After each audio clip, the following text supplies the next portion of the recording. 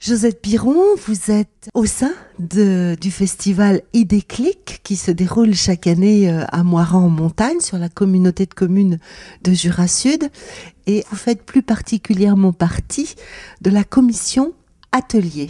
Vous êtes au festival depuis le début. Oui, depuis le début. La commission Atelier est importante puisqu'elle est le cœur, le poumon de ce festival Idéclic. Eh bien, au départ de la conception du festival, il y avait seulement des ateliers et l'idée donc pour le festival était d'ajouter les spectacles parce qu'on voulait développer une relation enfant-artiste. Donc les ateliers étaient vraiment le départ, c'est-à-dire l'endroit de créativité des enfants et de leur activité. Ça s'appelait déjà Festival pour l'enfant, mais ce n'était pas dans le cadre de la communauté de communes, c'était une activité faite par des enseignants. D'accord. Donc c'était un pré-festival si vous voulez, donc ça a été abandonné pendant un certain temps. Et nous, notre idée était de faire revivre ce moment qui était extraordinaire. On sentait l'activité de l'enfant, on le sentait vraiment impliqué là-dedans. Donc c'était bien de remettre cette activité atelier, mais complétée par l'autre dimension de création par des artistes. Alors quand on utilise le terme d'atelier, en quoi c'est important pour l'enfant que d'être acteur de sa propre créativité finalement ? Parce qu'on se construit en faisant des choses, on ne se construit pas seulement par l'idée. Nous, notre idée, c'est vraiment de les mettre dans l'activité. Et ce qu'on constate, mais on peut le constater à travers les images, les photos qu'on a gardées de tous les festivals, l'enfant, il est impliqué quand il est acteur. C'est lui qui décide, c'est lui qui choisit son activité, qui choisit le domaine dans lequel il est le plus à l'aise, peut-être, mais qui essaie là où il n'est pas forcément bien à l'aise. Mais l'enfant, il est toujours impliqué quand il fait des choses. Il peut être très concentré, il peut être longtemps sur une activité. Donc toutes ces choses-là, on les constate quand on regarde d'un peu plus près ces activités. Et là, il se construit forcément. L'imaginaire de l'enfant se met en action quand on lui donne la possibilité de la libérer, justement, cette imagination. Oui, bien sûr, ça on constate. Alors si vraiment on veut avoir un exemple, c'est quand on va dans les ateliers de théâtre, les enfants ils ont un imaginaire débordant sur les ateliers de marionnettes, mais même dans la construction de son activité d'une journée, si l'enfant a la possibilité de rêver devant le programme, lui, il a déjà construit des choses, peut-être qu'il ne fera pas, mais déjà là, ça bouillonne, on sent qu'il imagine déjà des choses dans son activité, mais aussi ce qu'il va mettre dedans, dans son activité. Donc déjà là, l'imaginaire se met en marche, et une fois qu'il est dans l'espace, alors là, on sent que ça se libère, parce qu'il y a une ambiance aussi au milieu de la cinquantaine d'ateliers.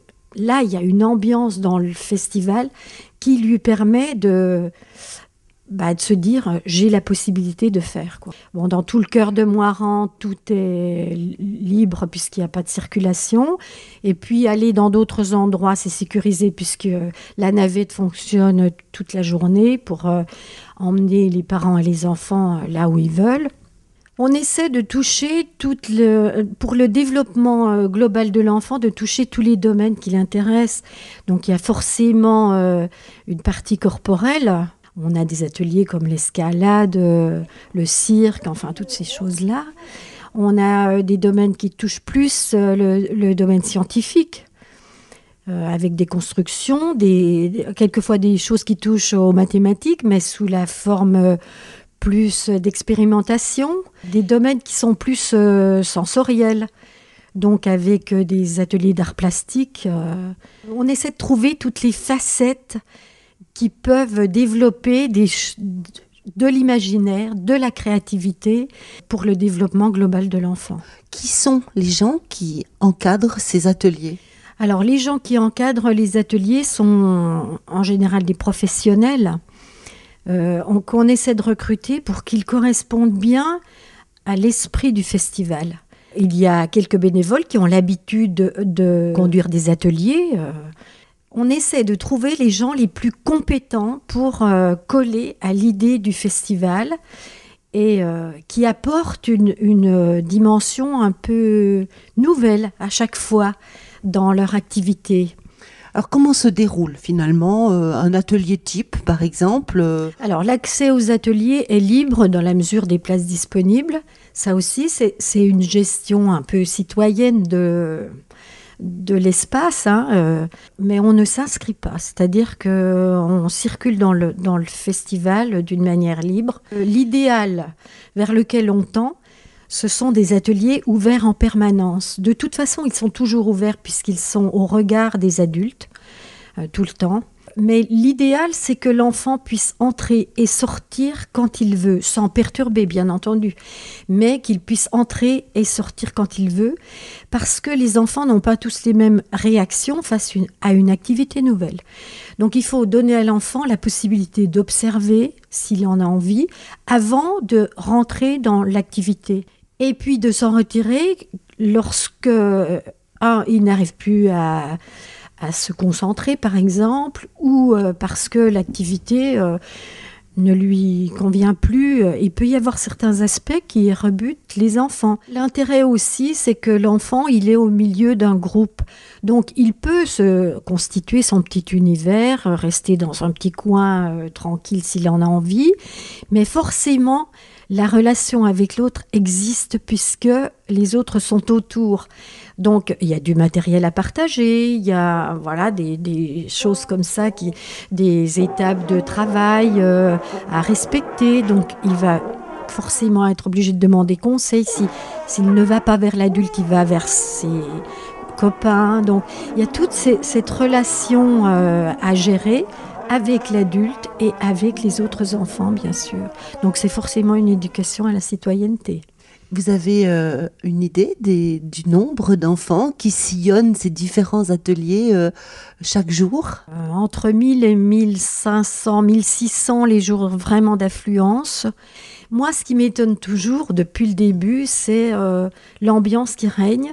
Comment on peut s'inscrire ? Il y a une participation financière, donc puisqu'il y a l'achat d'un badge pour accéder à tous ces ateliers. Donc, il y a des badges pour 4 jours, puisque certains enfants viennent les 4 jours. Et il y a des badges pour un badge pour chaque jour. Et il est conseillé de venir une journée entière parce que le temps de prendre des repères, tout ça, l'enfant, il a besoin d'avoir un petit peu d'assurance pour se promener au milieu de tout ça.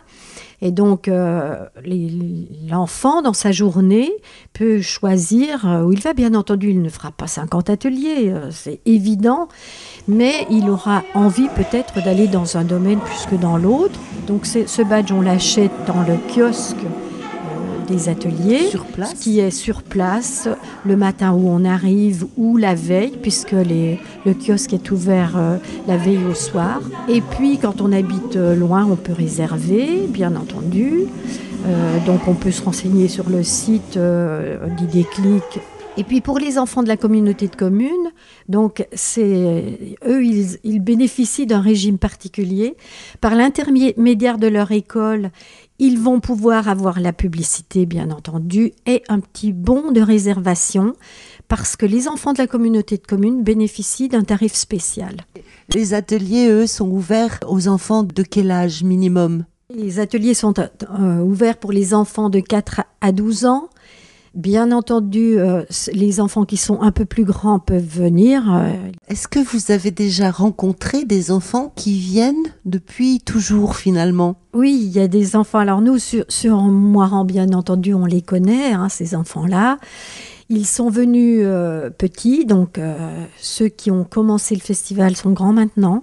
Donc ces enfants-là, quand ils grandissent, demandent à être aide-animateurs. Donc, ils viennent aux ateliers en soutien aux adultes qui sont animateurs, parce que quelquefois, il y a du matériel à gérer, il y a des choses qu'ils peuvent assurer. Donc, ils sont en position de responsabilité et ils changent de côté, on va dire. Certains deviennent des techniciens. Donc, ils aident aussi pendant le festival à la technique, à l'organisation de la technique, parce que c'est aussi un gros travail.